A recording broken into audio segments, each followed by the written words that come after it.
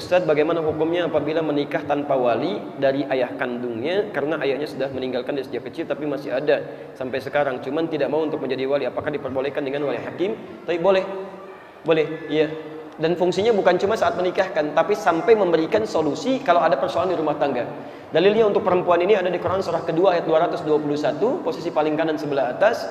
Kemudian kalau ada persoalan, wali bertindak di Quran surah keempat An-Nisa ayat 35, posisi paling kiri di pertengahan.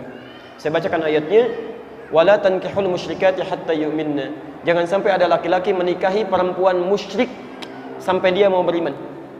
Wala amatun mu'minatun khairun min musyrikatin walau a'jabatkum. Lebih baik Anda menikahi seorang perempuan muslimah yang wajahnya biasa-biasa tapi beriman dibandingkan perempuan cantik yang memukau tapi musyrik.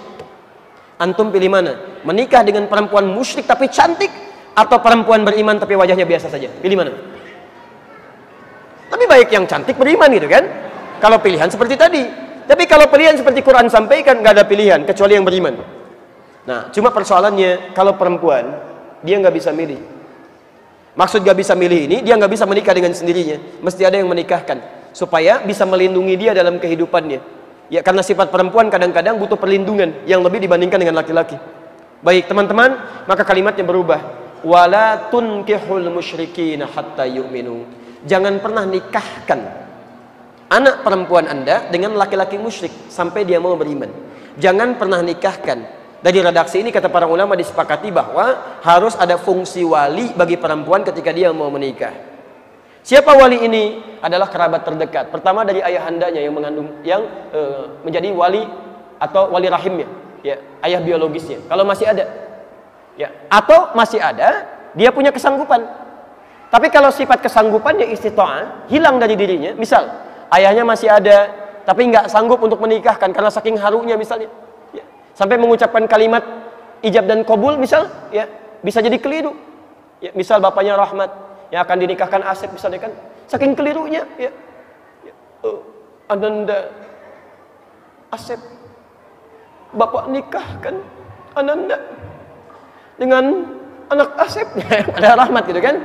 Siti anaknya Rahmat, keluar lagi saking harunya misalnya bisa keliru atau tidak baik dalam ungkapannya, maka dia boleh mewakilkan kepada wali yang lainnya.